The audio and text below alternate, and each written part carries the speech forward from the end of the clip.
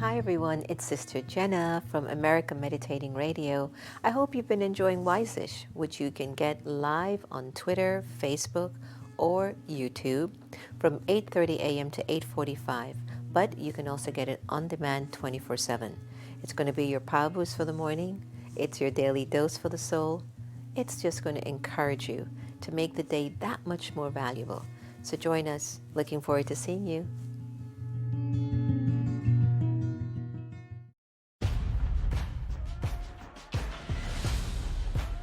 We find our nation on a precipice, true tipping point. Is this the moment that will finally change our country? Trying to rain on the thunder. Tell the storm I'm new. I'ma rain on this little love. Tell the sweet I'm new.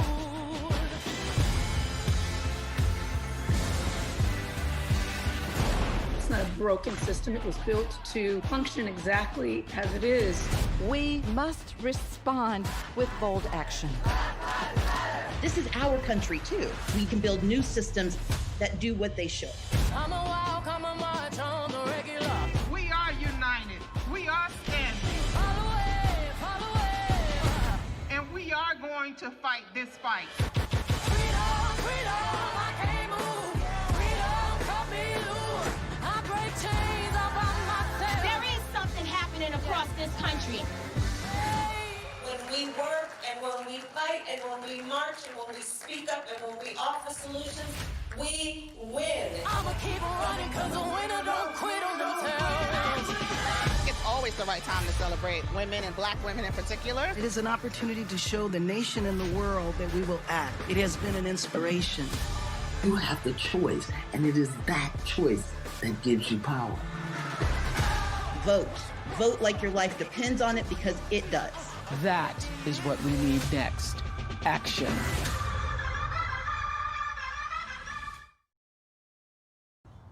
Hi everybody, it's Karen Drucker here, and I love listening to America Meditating with Sister Jenna. Don't you?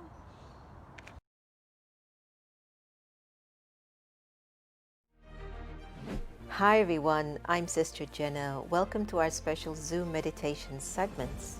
Look, it's no joke. Things are kind of weird. It's just weird. Pandemics, protests, job insecurity, global pause. Everyone's numb, but also everyone's searching. And they might be searching on this little gadget of Zoom in a little box.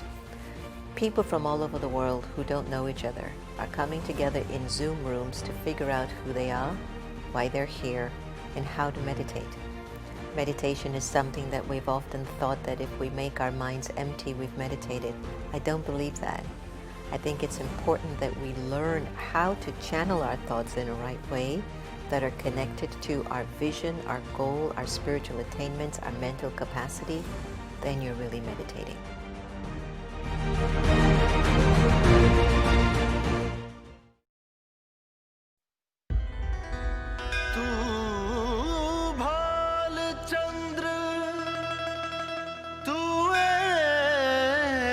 अक्षर तू गणाध्यक्ष गणपति देवा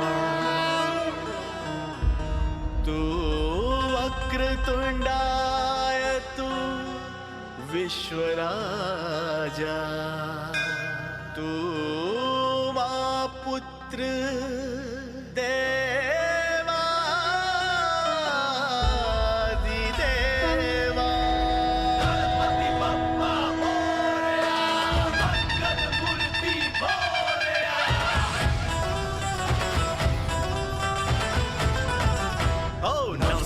गणपति जय हो तेरी तू ही दुनिया और भक्ति मेरी गणपति आज तेरी उतरी सवारी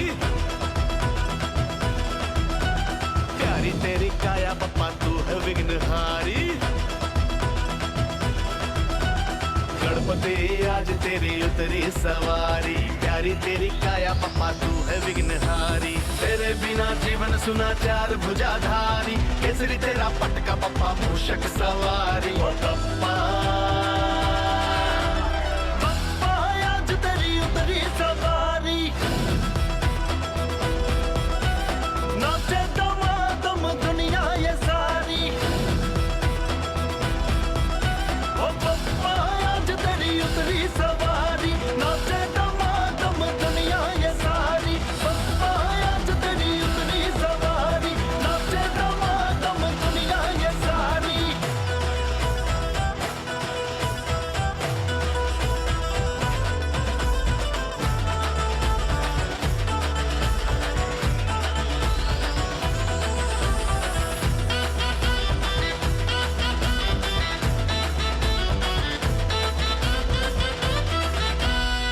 तेरे सामने नतमस्तक हो जाऊं काम सारे तेरे नाम से कर पाऊं तू है पप्पा मेरी जीवन रेखा सारे रंगों में तेरा रंग अनोखा ओ मेरे दिल का तू सुरूर है मेरी लकीरों का तू गुरूर है हाथों में तेरी नूर बसा है कुछ ना कुछ पप्पा तुझ में जरूर है बड़े बड़े तूने काज सवारे हर कण में तू ही विराजे ओ पप्पा पप्पा आज तेरी उतरी सवारी नाचे दमादम दुनिया ये सारी ओ पप्पा आज तेरी उतरी सवारी नाचे दमादम दुनिया ये सारी पप्पा आज तेरी उतरी सवारी नाचे दमादम दुनिया ये सारी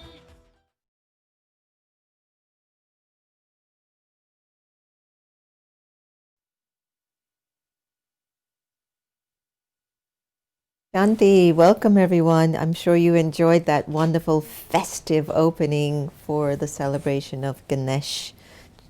How do you pronounce the last part? Chaturthi? Chaturthi. Chaturthi. What does it mean? It's about new beginnings. It's about rebirthing. And the whole meaning or symbol behind the deity Ganesh is that he's an obstacle remover.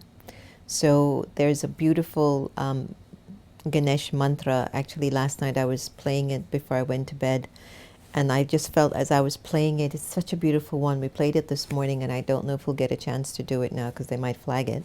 But it's just like you could feel that the vibrations and the energy in it was removing whatever negativities that might be around you. In Indian culture, something that I've had to study in terms of the bhakti or the religiosity of it, or scriptures, because even though my dad's Indian and my mother is African Caribbean, I wasn't raised learning and being very rooted in Hinduism. Yes, I saw my grandfather doing his things and his rituals, my grandmother, my parents on my dad's side. But growing up in America, you're like, yeah, okay, I'm in America. And I even remembered when my grandmother would say, you should speak in Hindi, you should learn Hindi. I would tell my grandmother, look, I'm in America. The language is English, Grandma. Who's going to speak Hindi in America?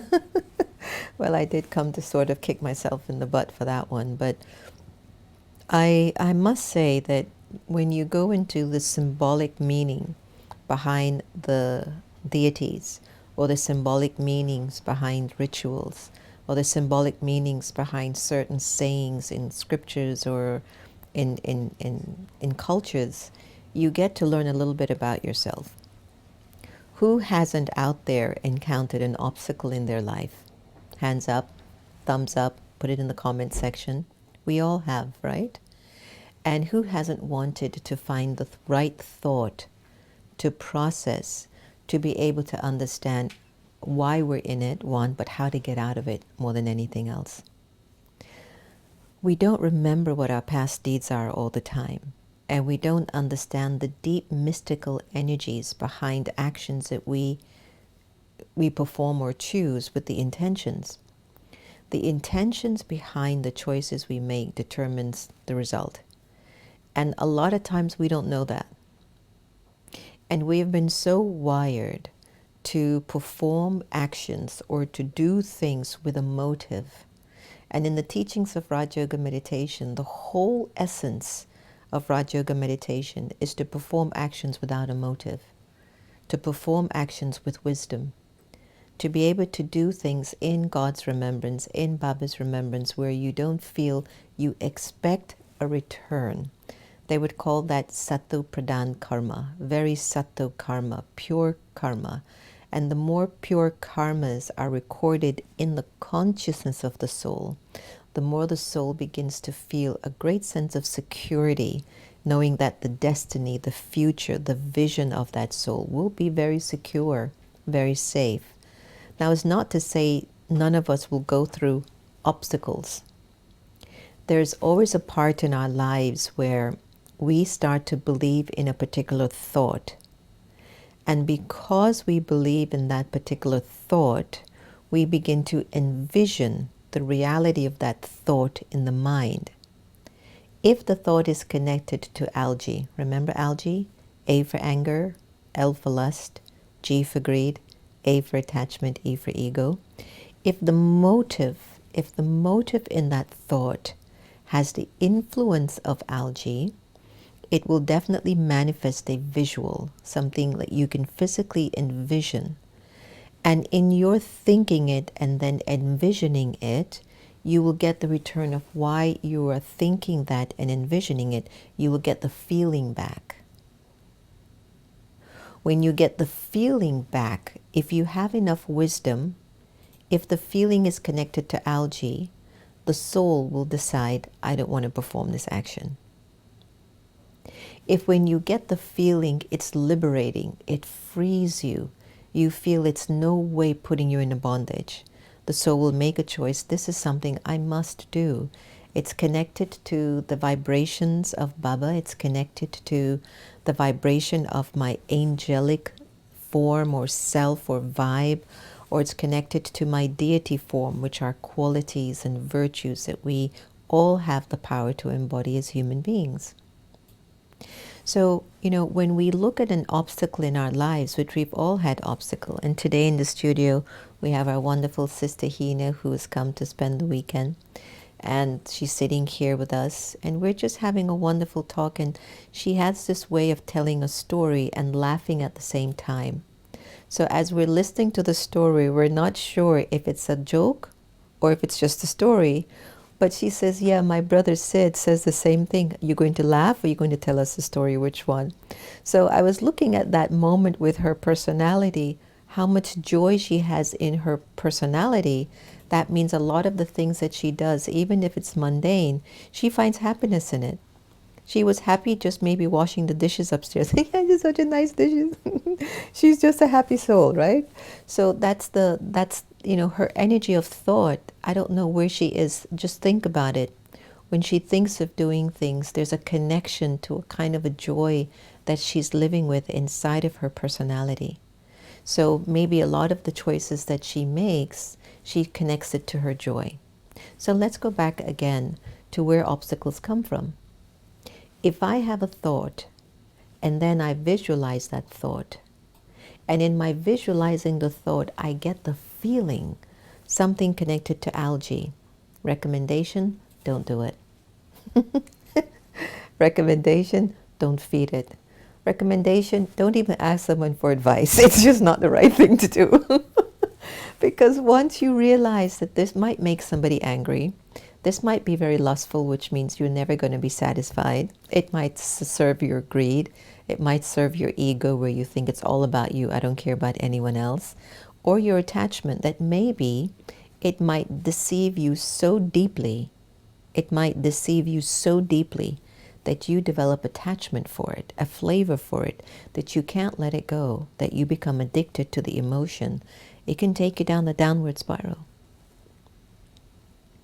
So Baba has said in the teachings of the Brahma Kumaris on many occasions, and if you're joining us for the first time on Spiritual Vaccine Hour, welcome.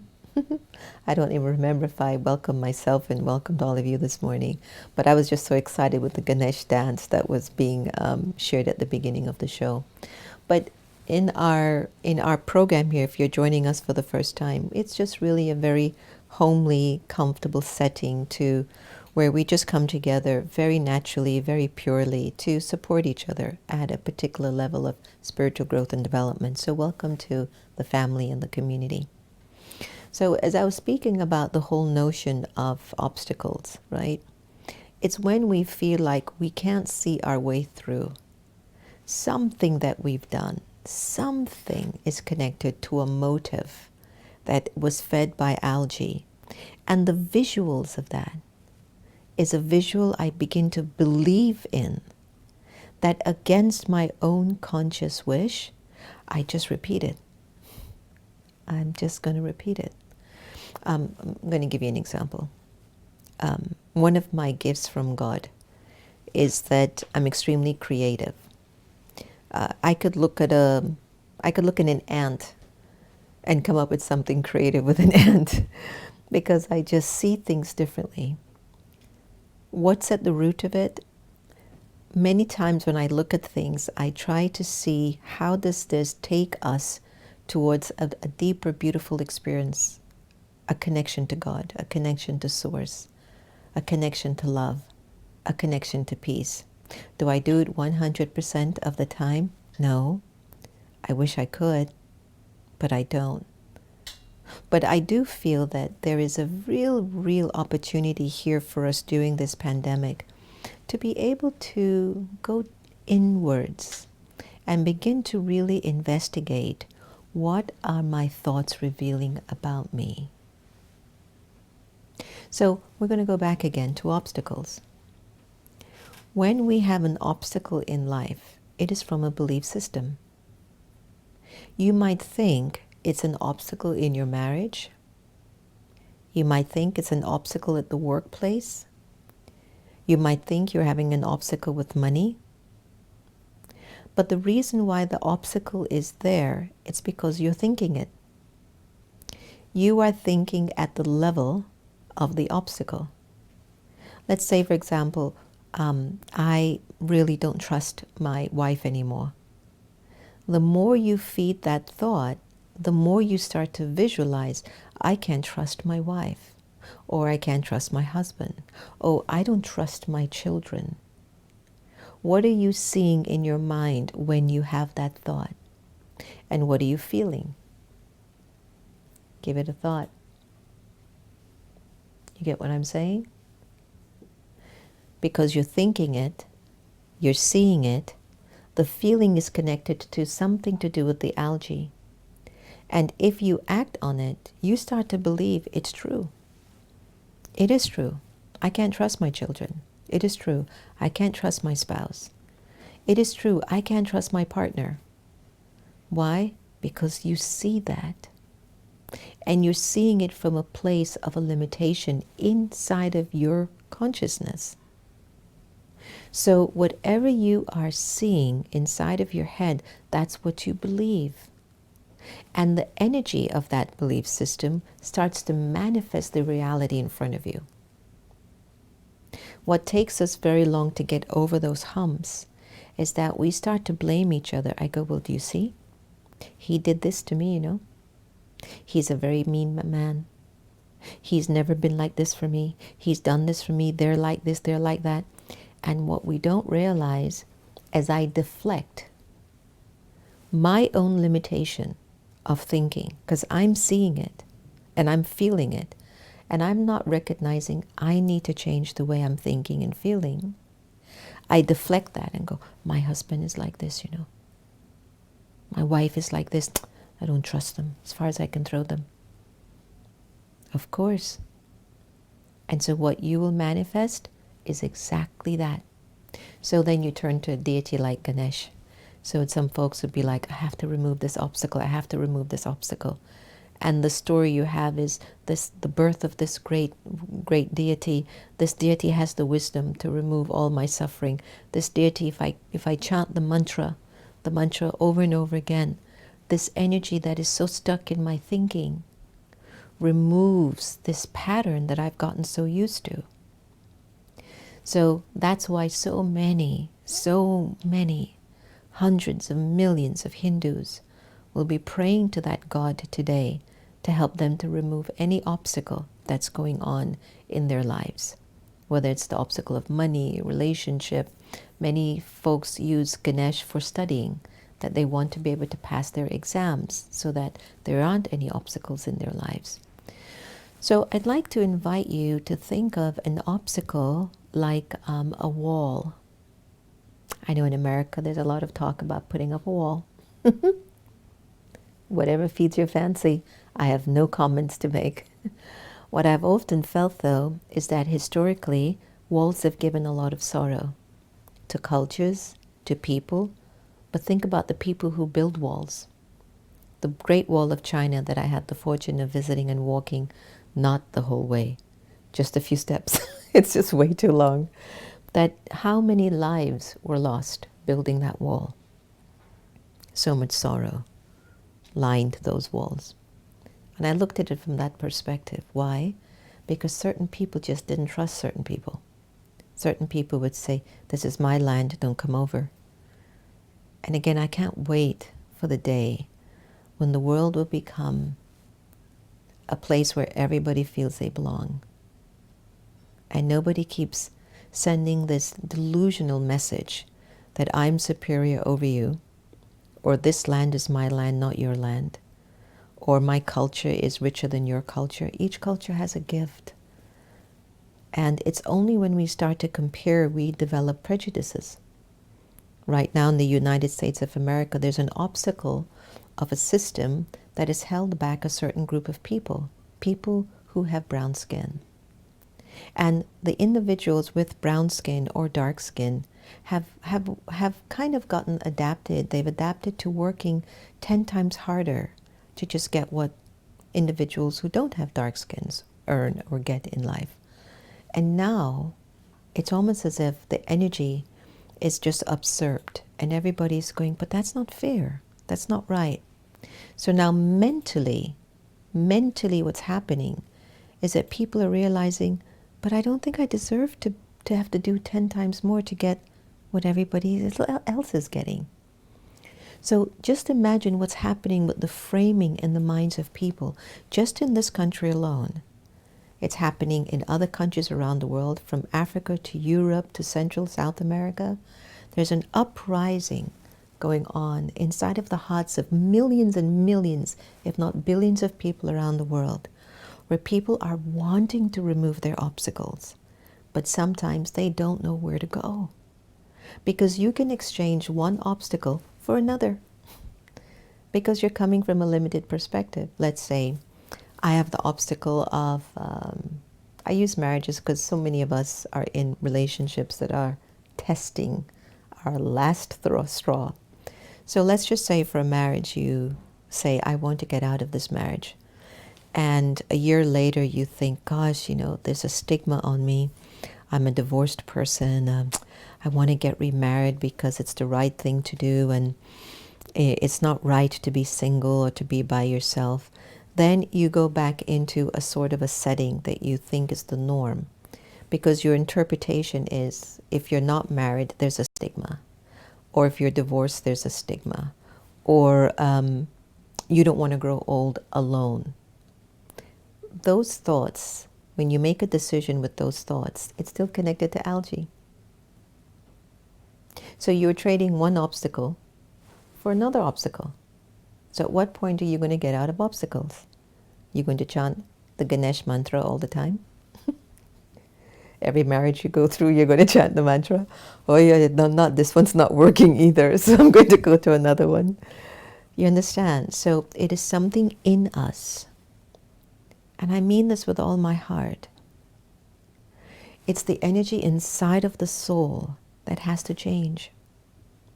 So I can chant the mantra, but the greatest mantra that you and I could ever practice is to consider ourselves to be souls, immortal, eternal, imperishable, pure, powerful, and peaceful beings. That's a mouthful right there, isn't it? Repeat after me.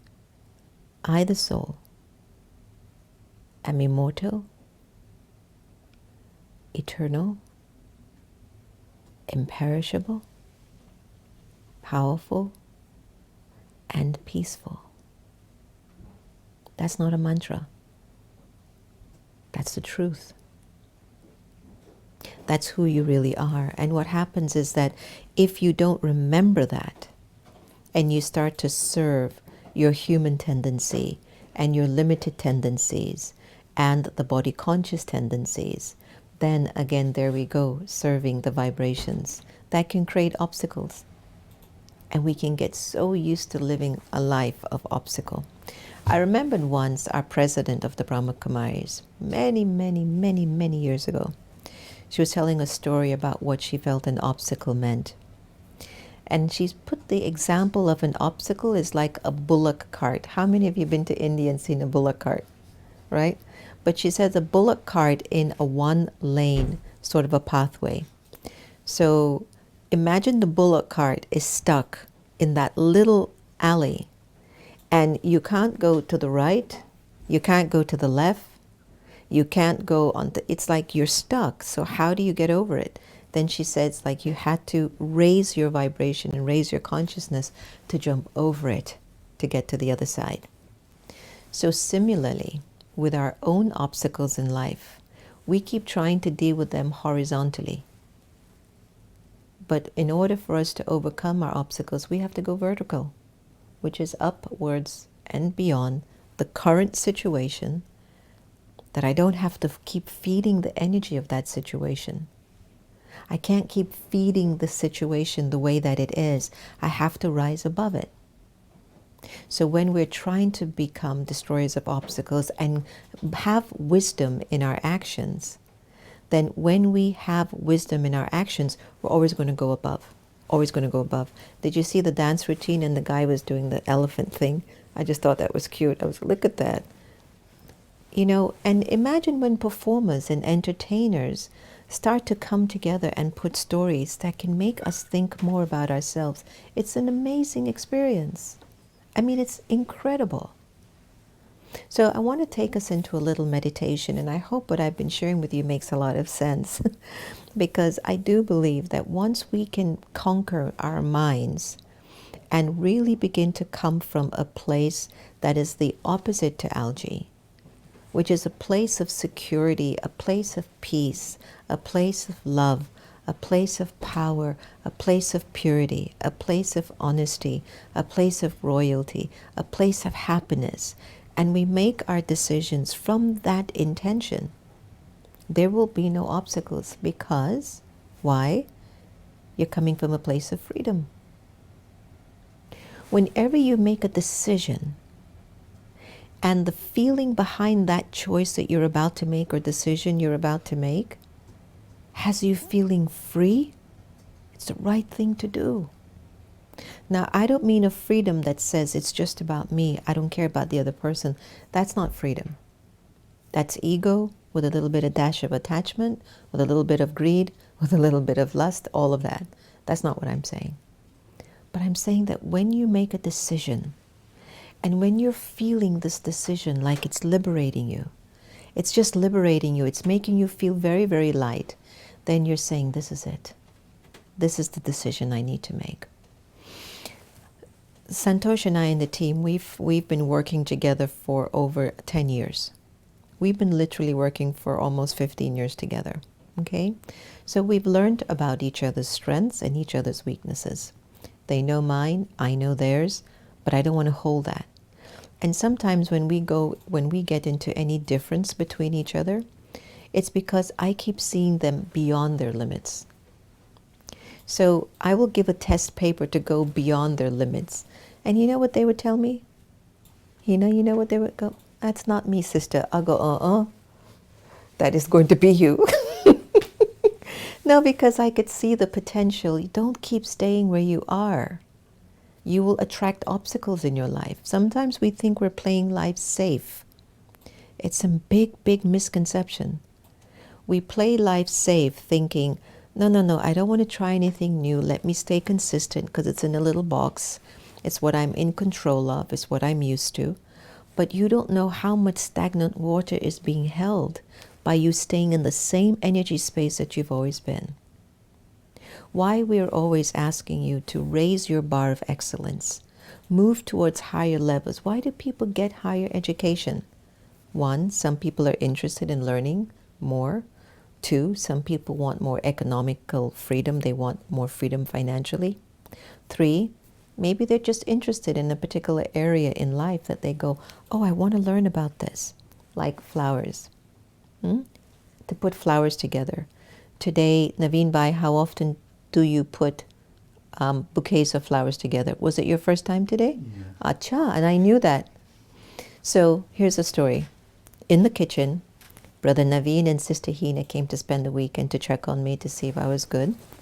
And I could see Brother Naveen is, very comfortable. He's a nice little brother, and he walks around with his hands like this a lot.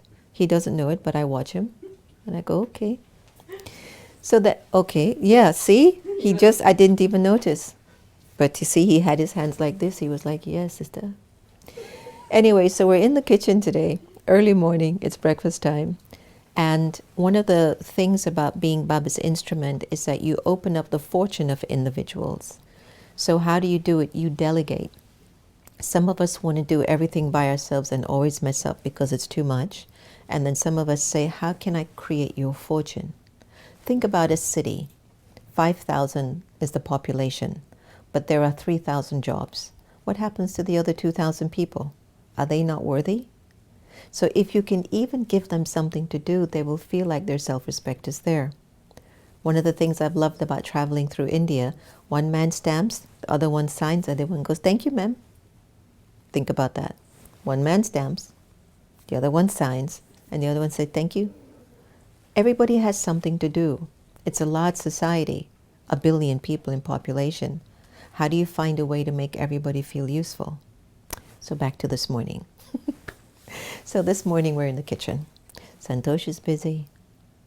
Lakshmi Ben is busy. Sister Geeta's always busy. We don't know what she's up to.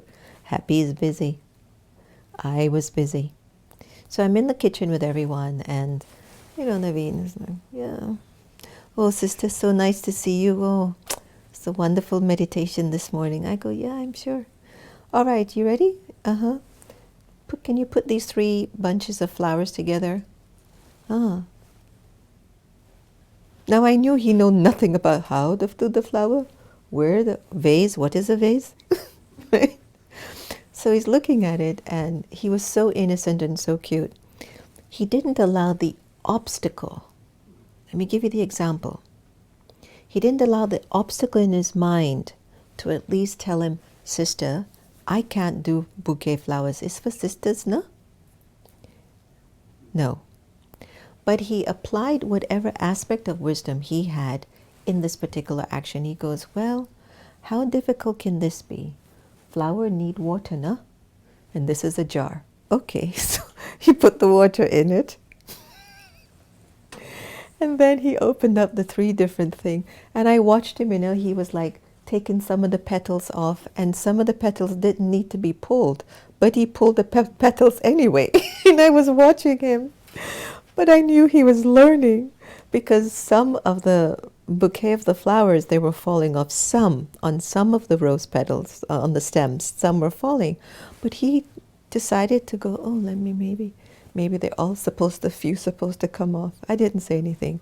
He cut the bottom, he put it in the vase, and when I looked at it, guys, he got an A. It looked great. He put the flowers in Baba's room, and he might not know this, but he knows how to do a beautiful bouquet of flowers now. Wisdom in action. How? He didn't allow the obstacle that I don't know how to do flowers. Sister,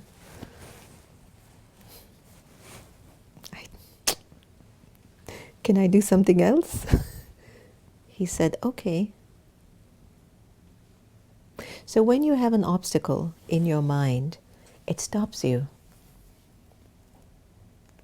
When you think you can't, it stops you. And I don't care how much you spin the mantra, of trying to get yourself over it and to break that obstacle, that's not the real you. The real you is, do you realize how much potential is sitting in your energy of the soul? And do you understand how much God wants to use that potential? Why is it that the people in the world is saying, where is God at this particular time in the pandemic? How many lives have lost in America? Over 150,000 people have died because of a flu on steroids. What's the population? 330 million citizens in this country of the United States of America. Out of all the countries in the world, America ranks top 1, the country with the most deaths. Does that make sense? Where's our wisdom in action? You look at some of the leaders on television, some wear masks, some don't. Who's wise? Who isn't? If I'm a person in a leadership position, I know that my role of power inspires you, gives you an opportunity to think. And if I walk around without a mask, what am I communicating to you? I'm God, I'm bigger than this disease. You two are like that, this is all a hoax. I'm not sure, but I don't think it's wisdom in action. Especially when you think about the proof. The death toll is the proof. You don't even have to listen to anyone. To listen to anyone telling you something is an obstacle in your own thinking. Look at the proof. Just use America as an example. Brazil is high. Russia is high. What's happening? The proof is there. So when you apply wisdom in action, you have to make choices that are not governed by algae. When you choose to think, speak, and do something without the influence of algae, you are a wise person making a wise choice. And that will leave behind a legacy and a memorial for many, many souls to follow. That's what we need more of. Individuals who can perform selfless karma. Now, I don't know if Naveen was playing in his head as he's doing the flowers. This sister always, she makes me do things I have nothing how to do. Now, if he was putting together that bouquet with that attitude, he lost marks. Were you? Okay, good. Just checking.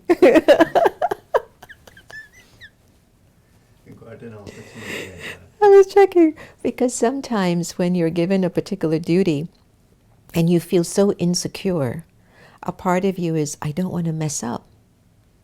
Many times you say to yourself, I don't want to mess up. So right there, that's algae, because that's my ego saying, I don't believe in myself. I'm scared. But there's also a part of you that isn't ego. That is your self-worth, because the other part of you will say, I want to do good for Baba. But because the soul has the recording of the ego more than self-respect, guess who's going to win? Ego or self-respect? Ego. Ego is going to win, right? So when that happens, we start to feel like we're messing up. Something is not going right. Something keeps breaking. Something keeps messing up. That's your ego. That's your algae. That's something in you that is still not being truthful to yourself.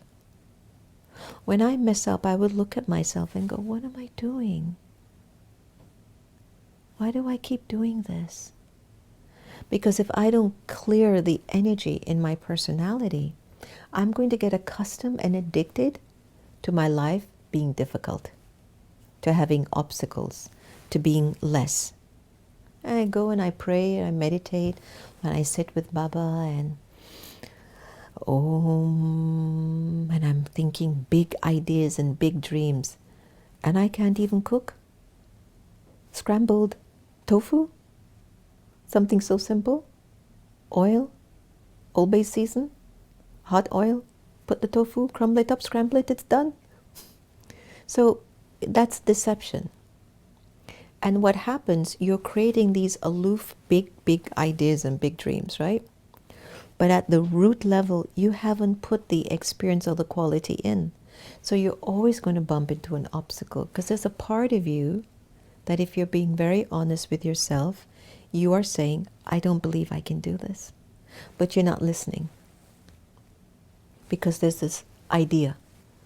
So they're not matching. So when you have a big idea, but at the real level of where you are, you're not matching that big idea, you will gain and accumulate and attract obstacles. The energies aren't connecting. So here's the other way of looking at that formula. I have a big idea. Big idea. Every day I secretly nurture it, trusting and knowing it's going to happen. It's going to happen. I don't know when, but it's going to happen. But every day I nurture it. So let's say you have this big idea. I'm going to become an angel one day and be alive, FYI. You know, some people think, oh, I'll be an angel when I die, and then I'm an angel and I'm flying around. I love in the Brahma Kumaris, there's this knowledge of spirituality in the teachings, is that you begin to remember your virtues and your values of your character and personality so clearly that you begin to bring the energy of that personality into action, that it starts to kind of show, gosh, this one is such an angel. I'm walking around Baba's house and I'm observing Sister Lakshmi at the side, and when I look at her, I see this sweet, delicate, gentle, but strong deity. And she has no idea. I just look at her at the side, I go, look at her. She's sweet, she's delicate, but strong. Which deity is that, Baba? That's how you have to even see each other in your household. And when you begin to think and see each other like that, you're removing your obstacles and you're replacing the action of your eyes. You're making your eyes more wise. You're bringing wisdom into your drishti, your vision. Very, very rare we will have disagreements as a team. And when we do, everything falls apart. Nothing. Something as simple as washing a dish is like, oh God, can't do it. And it's just because of the feelings in the heart. It's not because you can't do it. There's nothing impossible under the sun. Look, if they can create something called a rocket ship, what was that latest one? Santosh, you know, okay, I have a secret to tell you, and I hope Santosh will close his ears. So you want to hear something? Okay, don't tell anybody. Don't tell him. He will have this intoxication. He'll come and he starts to tell me some scientific thing. Oh, and you know, space rocket and Elon Musk, and you know, it has this amount of this, and you know, the fuel, they expand. And I'm like, and I'm there, dear God, help me, please. When is he going to finish? And I just stay there, everyone, and I tolerate it, because when I look at the joy in his face, and I've literally had moments, and I've told him on occasions, I says, oh, that's nice, but you know, Santosh, I really don't have a lot of interest in this area. And he doesn't get it. He'll come back a month or two later. Did you hear what happened with Apple? You know, Apple had these 6-10 gadgets that came, and I'm sitting there and go, uh-huh. And I'm saying to Baba, when is this going to end? It's like an Indian marriage. Can he just stop? And I wonder if I'm being so disingenuous to this relationship that means so much to me. And I've been trying to curtail it and go, he just said, sorry, sister. And I can guarantee you next week he's going to go, oh, did you hear what happened with Google? Google has a new car, it can fly. Now he knows he'll always win me over with cars, because I love cars, right? I learn a lot about them. I guess in the same way when I tell Santosh, oh, did you see this car? He might be sitting going, yes, sister. He must be like, I have no interest in cars.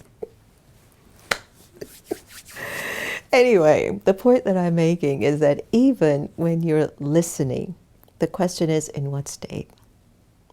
So I've found that sometimes when he's telling me his technical, scientific stuff, my listening sometimes get mixed. Santosh, I'm sorry. I'm so sorry. Because you tell me with such intoxication, and he's like, and his eyes, and then I'll ask him, and what did Baba say in the Murli this morning? He goes, oh yeah, what Murli was that? And he cannot remember the class of the morning that we did at 6:30. But he can remember all the data and the statistics of whatever's happening with Apple, Google, Elon Musk, science, rocket ships, cars, this, technology, computers. Hello everyone, welcome to Spiritual Vaccine Hour. What I'm just saying is, you have to even learn about this, that even in your listening, there needs to be wisdom. So a part of me listens to his intoxicating stories with the love and the fact that I have love and respect for him as God's child. And it gives me joy to see him so happy, telling me how SpaceX went up and they all came back safe, you know that? All 6 of them. They went around the orbit and then they left that. I went, mm-hmm.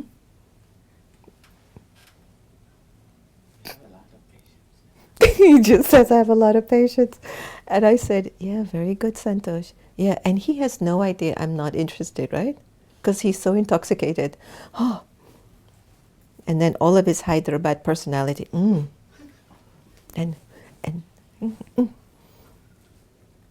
But it's my respect and love that makes it an obstacle-free moment. But then when I find that, when is this going to end? That's my obstacle.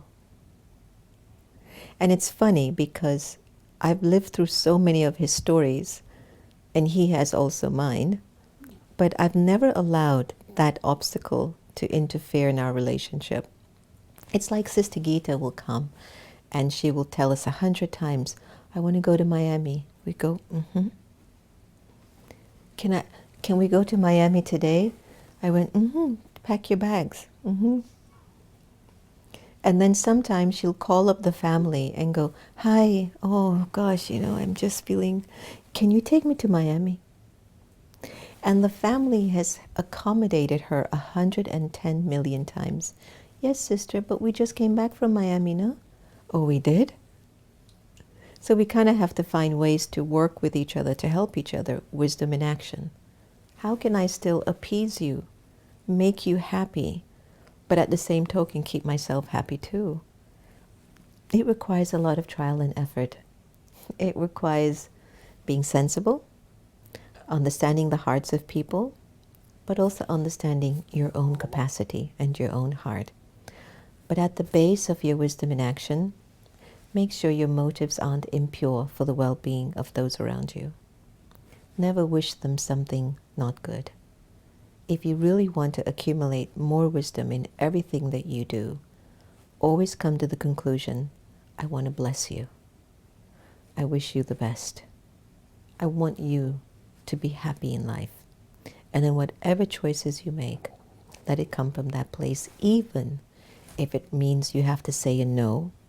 Say a no with good feelings and good wishes. You all always joke at me when I tell you the story. Learn how to say no Indian style. It's like whenever you do that, it's like, do you want to, see, Naveen just did it really nice. Would you like to have some ice cream? No. That whenever I see that, I go, oh, okay. You don't want ice cream? Okay. It's like, no, but with a smile, no?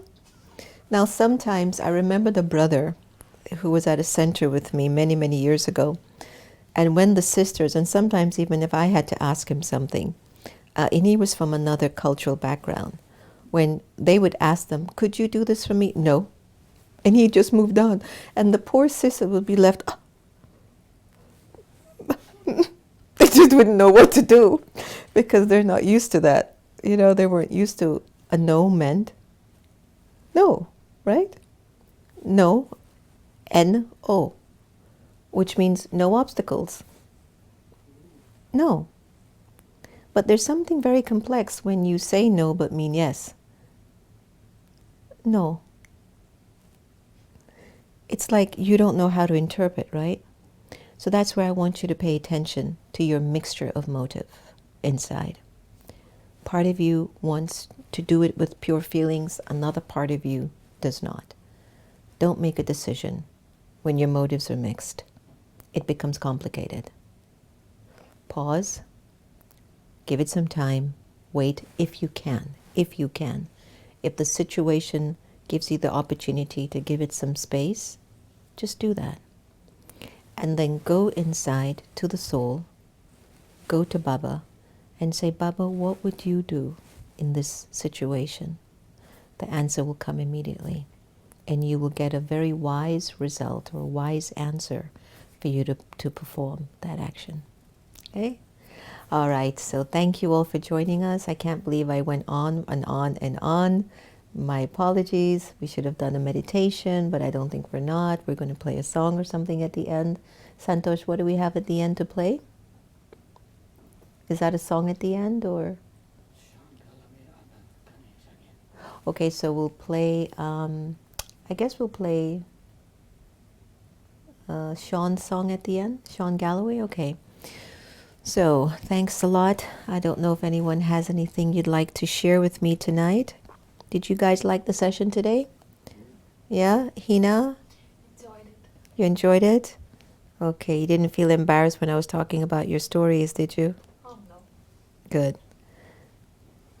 Back in the days when I was a young sister in New York, and when the sister would tell us stories about stuff, when we would get the correction, it would be in front of everyone. And if you were hurt, you were in ego. If she could correct you and you weren't offended and you didn't feel insulted, she could see you have self-respect. But if you got upset when she was correcting you in front of everyone, she was giving you a message. Work on your ego. Get rid of it. It will become an obstruction. Very powerful ways of learning, no? All right. Okay, so Jennifer Scotland, welcome. Louise, so wise and fun. Thank you. You had a good night today? Wonderful. That is when love and appreciation develops. When we see each other as deities. Good one, Julie Johnson. That's how you felt about it today. Piper, are you on today? Hey, Piper. Piper Dullums. You go for it. I believe in you. Blessings to this Ganesh Day. Yes, we must nurture with faith our big ideas. As our words and thoughts create things, plant things, birth things. Absolutely. Absolutely. So hopefully everyone enjoyed today's sharing. Thanks to Shobha and Norotham who sent us these roses today. So we're very happy that you were remembering me and sending a lot of your love and good wishes. I appreciate that very, very much. So Om Shanti to everyone, and I hope you're also learning a little bit more about the Indian culture, which we enjoyed showcasing a little bit today. And as we go into our new show, which will be called A New Norm, coming up pretty soon, we'll tell you when that will be launched. We're hoping that we can do it on a very special day for us here, which is August 25th. It's known as the Dadi Prakash Mani Day, when my spiritual mentor, Dadi Prakash Mani, passed away in India. But there's no guarantee, but we're going to keep you updated, and we're putting things together as we speak. So I've been kind of percolating it in my mind and looking at what did we do, maybe 5,000 years ago, and I'm sitting and I'm waiting for Baba to touch me in the mornings. Tell me, do you want us to do this? And I know once he sends the message, it'll be clear. Like there'll be no question, no doubt, no question. Okay. Diraj, nice to have you on board. When we have positive intentions, all obstacles are overcome. Yes, very true. Samantha, glad to have you. What a great way to spend my Saturday evening. Thank you, Samantha McPherson. We love having you. Definitely, we love having you. We love spending our times with you in the evening, too. Just a family feeling. It's safe. Don't you feel it? Like it's a safe space. It's a safe space. Okay. Hello, Lucy. Nice to have you on board, Lucy Levinson. Om Shanti. All right, so we'll close off with a friend of ours that has a song called Choose Love, Sean Galloway. You can Google him and look him up. Was one of our guests on America Meditating Radio. And just a wonderful sweet spirit from Tennessee, Nashville, Tennessee. I don't know how many of you have been to Nashville, Tennessee. There's a part in Nashville, Tennessee. Weren't we there together, Santosh, in Tennessee? In Nashville, right? Yeah. There's a section where every other pub is a pub for musicians. Some of the greatest talents come out of Tennessee, out of Nashville, rather. It's incredible how much talent is in that state. It was so beautiful, yeah. Our friend at Unity of Nashville, Reverend John McLean, had invited us, and we had a wonderful time with our friend Misty Dion, and she had a wonderful program at her home for us. But it was a joy to see like this other part of America that was just so rich with music. It was just country music everywhere. You would be driving down this particular road, and every pub and every bar had live country music of just so many country singers that were singing. I think we were the only brown people in the Music Hall of Fame. And it was so funny. We had Happy with us. So it was me, Sister Geeta, Santosh, and Happy, and the pastor, the Reverend from Unity, and somebody else. And everybody looked at us at that Music Hall of Fame, I think it was. And they all looked at us like we were just so different. We were the only brown people in that whole space, remember? And we were the happiest brown people, right? We were like, okay. After a while, we were feeling a vibration. Like people kept looking because we looked maybe a little different. And we just loved everybody. They were performing. They were showing us the richness of the music. And oh, Lord, Sister Geeta then wanted to start to dance the country music to some of the parts because it's a museum. Remember, we had to try to hold her back like, no, you just stay here. No dancing with the people. But it's such a beautiful cultural space. I loved it. It was an amazing experience. Thanks to Reverend John McLean. All right, everyone had a good time? Thumbs up. Was a nice night? All right, you take good care of yourselves. Be happy, keep bringing wisdom in your action, stay light, and stop believing in limits. Stop feeding your limits. Start with, I'm an immortal, eternal, imperishable, pure, peaceful, powerful soul, and then act. Watch the magic. Take care.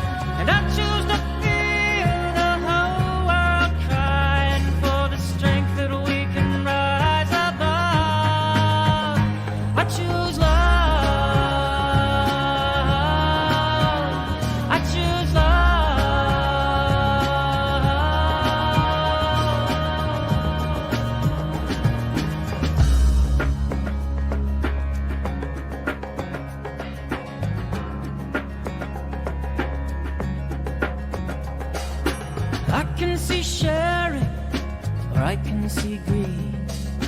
I can see caring or poverty. So what do you choose? I can see gardens, or I can see bombs. I can see life or death coming on strong. So what do you choose?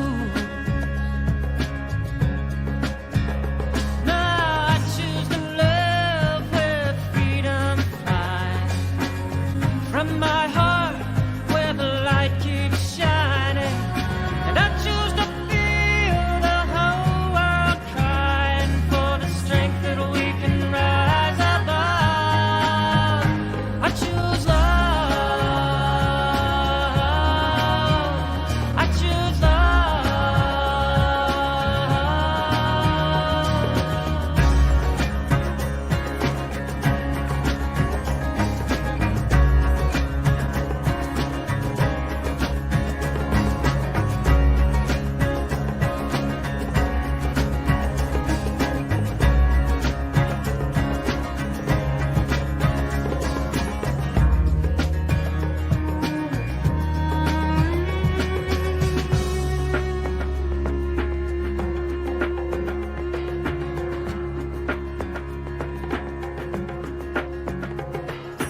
I see us healing, darkness dying. I see us dawning as one world.